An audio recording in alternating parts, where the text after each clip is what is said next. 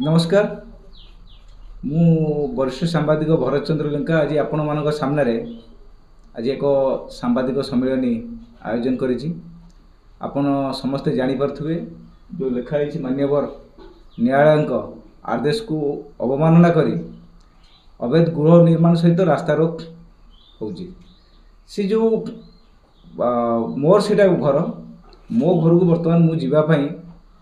असुविधा होची। Opposition party अवैध गृह निर्माण करुच्ची जहाँफल कि मोर घर को जीवाई रास्ता बर्तमान ना एथिपाई मो बापा 1994 मसीह एक मामला रुजु करथिले जोटा कि गाँ लोक एवं अन्य मानकर हस्तक्षेप द्वारा एवं माननीय न्यायालय द्वारा ताकू उभय पक्ष मीमांसा करा जाय न्याय प्रदान करा जायथिला एवं रास्ता करा जायथिला पुनर्वृत्ति करी घटना को एबे पुणी ए 2023 मसीह पुणी थोड़े से टाइप घर निर्माण आरंभ करदे जहाँफल मोर यातायात पछपटे थी मोर प्लॉट को जगह ना जेहेतु यहाँ इजमाइल प्रॉपर्टी से कौन सरकार आसिक हस्तक्षेप करने असंभव हो तथापि आम न्यायालय पार्टीशन आम आप्लाय करूँ जोटा आप देखुवे यहाँ माननीय न्यायालय जोटा सी देती स्टाटस कॉपी स्टाटस ऑर्डर देइछन्ती कौन से जगह उपर कहीं गृह निर्माण करें गोटे प्लॉट को दर्शाई कि सेठी कंप्लीट करने अपर पक्षरे जो दि जाए स्टाटस दि जाए नॉट एक्सटेंड करके माने कौन कहीं बढ़ई पारे नहीं कहीं भाइलेसन करेंगे ए कथाटी जिते बापा मोर बंची थे 2025 जनवरी मास बापा 22 तारिख में डेथ होगा तो आम मैंने बेंगलोर रोलु ये आसिक जो पहुँचलु बर्तमान आम जेहेतु पार्टी हो तेणुक कोर्ट आमर कथा को रखा आक्सेप्ट करवा संभवपर होनी जो बापांकर मृत्यु आउ आम पक्ष नहबा यार फायदा उठे सी आमर विरोधी जी रही जयंत सामल प्रशांत सामल अभय सामल संजय सामल एवं तांकर परिवार वर्ग माने मो एवं मो परिवार उपर अतर्कित भाव आक्रमण करी गोटे थर एबे रिसेंटली मासे तले मारपिट होता मोर मुंडर आघात लगी आप देखिए आगुरी न्यूज भाइराल करूँ ताकू नहीं जिते बड़े आम पुलिस आईआईसी को भेट कली आईआईसी कहले भद्रक जो रूरल थाना आईआईसी कहले कि आम जमीबाड़ी सिविल मामलें आम किसी कहीपरूना आप तहसिलदार को भेट करूँ मुझे तहसिलदार को जाइली तहसिलदार कहले कि जेहेतु यहाँ कोर्ट मामला चली तेणुक आम कौन किसी करूँ किंतु कोर्ट ये ऑर्डर देती कि कौन पार्टी घर करें एक्सटेंशन करें। अच्छा पुलिस आईआईसी कहते कि आप तहसिलदार पाखु जातु तहसिलदार कहते कोर्ट रे आप पिटिशन दायर करूँ से कोर्ट आपणकर जो तहसिलदार आपणकर पुलिस ए मझिरे बापा डेथ सकाशे आम पक्ष होनु तो ये जो 4 मास रोचे अवैध गृह निर्माण सी करुच्ची रास्ता रोक अलरेडी कर सारा तो ये आपण मैंने कहतु मु क्या पाखु बर्तमान मु पक्ष हेबी तापर कोर्ट शुणे ऑर्डर देवे से कंप्लीट करदेव ये गोटे सुकल्पित गोटे प्लानिंग करा आज बर्तमान मु चाहूँगी कि एको केमिति रोक लगा जाऊ से जगार जेहेतु 2 थर रक्तपात होती मो जीवन प्रति विपद अच्छी एवं से जब बारंबार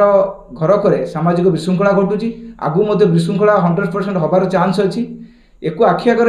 रखिकी सामाजिक विशृंखला को अटकेबा एवं कौन जनहानि नहवाई नुकसान नवाई मान्यवर कोर्ट हूँ कि तहसिलदार हूँ कि पुलिस हूँ ताकर न्यायपालिका भाव में संपूर्ण भाव में काम को बंद करातु। जो विरोधी अच्छी जो विरोधी अच्छा सी होती कांग्रेस रे पूर्वर 94 मसीह से 2 थर सरपंच थे जेहेतु से जन राजनीतिक नेता थे तो ये चलुची प्रभाव चलुची कि कारण मो मुंडर से ब्लड बाहर था मो ना 307 दफा लगी कौन क्षयक्षति होना किंतु भी से एफआईआर देते मो ना 307 पुलिस लगे कारण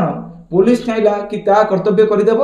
एवं कर्तव्य कर पड़े मुझे कह अपर पक्ष को आरेस्ट करने गणमाध्यम प्रेसर पकेब सी मत आरेस्ट करने कहे पुलिस ता काम कर रखीदेला किंतु ये मामला बढ़ला उत्तप्त बढ़ी भितर भितर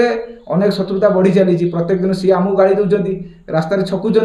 ये सब पुलिस देखुची मो घर ठार पुलिस भी बेसी दूर नुहे 700 मीटर लोकाल लोक सहित पुलिस जड़ित अच्छी सब प्रत्येक दिन घटना देखुची मोर आज प्रेस मीट डाकियार मुख्य कारण घरटी जिते करुँच मोर पैतृक संपत्ति तेणुक से जगह को जब कौन लोक अख्तियार कै मुझे चुप हो बसवा लोक तो मु समस्त न्यायालय जो तरीका रही प्रथम कोर्ट को जीवा तापर पुलिस पाखु जीवा तापर तहसीलदार पाखु जीवा आपण मानकु डाकी प्रेस मीट करवा कारण जेहेतु मु जन सांबादिक मु जानी न्यायटा कोभली भाव में मु 4 मास है आपन देखंतु जनवरी 22 परठारु आज पर्यंत मु 3-4 मास है कंटिन्यू डेली दौड़ी तहसील कोर्ट रु पुलिस की प्रत्येक दिन 3 राउंड मारुची आज्ञा सठिक दे पाना आरडीसी कटक रु कॉल कले तहसीलदार को कहले आपन 144 लगातु किंतु 144 कई सेतले कहले कि 144 लेंका बाबू दायर करना मु आपको देखाऊँगी तहसीलदार को मु 144 देइथिली पर पाई मध्य मु देइथिली आपन मानकु यार प्रिंट आउट नहीं जिवे आपन देखेबे 144 पाई मु एप्लीकेशन देइथिली कि उत्तेजना अछि परिस्थिति उत्तेजना अछि सामाजिक विशृंखला घटिवार अछि ताकु देला परे आउटे मध्य आपन देखंतु दुई थर तांको आमे देइचु डिमार्केशन पाई कारण का प्रॉपर्टी कोठी मु न्याय भाव जीवा चाहूँ डिमार्केशन पाई तहसीलदार नोटिस पठेइचंती से लोक ये गोटे नोटिस आउ गोटे नोटिस देखो दुई थर नोटिस पठेला परे से लोक हाजर होगा नाराज जाऊ ना तापर से जगह को पार्टीशन पाई मध्य मु पुणी अप्लाई करिछि ताकू भी मध्य तहसीलदार अप्रूव करूना पुलिस कहूँ कि एटा सिविल मैटर आम किसी करूँ तहसीलदार पाखु गला तहसीलदार कहते आईएसी पाखु जाओ आईएसी पाखु गला आईएसी कहते तहसीलदार पाखु जाओ फेर दुई न्यायालय कौन माननीय कोर्ट रु जी जज अच्छा सी कौन आसिक जगह पर अटकेबे कि सी तो पुलिस की ऑर्डर देवे कि तहसीलदार को ऑर्डर देवे ना किंतु मोर कहया कथा एठी आम जने वरिष्ठ सांबादिक प्रत्येक दिन सकाळु राति पाइला पर्यंत आपण माने समस्ते जानते समस्त कथा बुझुछु जोटा कि आम निजर कथाटा समस्या को नहीं एत भाव में जड़ित हो जाइछु कि मु 4 मास है मोर चाकरी बाकरी छाड़ी आसी मु बेंगलोर एठी आसी बसीची एवं आप सबू देखी आगु कोभली भाव में रक्तपात होती मोर परिवार सुरक्षित नुहति मु सुरक्षित नुहे मु तेणुक आपण मान माध्यम माननीय न्यायालय तापर पुलिस प्रशासन एवं तहसीलदार महोदय को मु अनुरोध करी कि कौन सामाजिक अघटन बा अप्रीतिकर परिस्थिति उपजिवा पूर्व जनहानि धनहानि मानहानि कार सम्मान क्षति घटवा आगु तुरंत ये 3टी विभाग कारण 3टी विभाग को मु जाइकी छिड़ा है पाखे आज्ञा एमती नुहे कि मुझे करूनी 3 मास है 3टी विभाग पाक जाऊँगी मोर 10,000 ରୁ 15,000 टका केवल तेलर जाई सारे आज्ञा दौड़ी गोटे लोक मु खरार दौड़ी पिला छुआ सब धरी से समय जब 3टी विभाग मत न्याय दे पार ना ताल आपण मैंने कहतु किए न्याय देव या कौन जज निजे आसबे कि न्यायालय आसबे कि जुडिशियरी डिपार्टमेंट आसिक सब अटकेब कि आज्ञा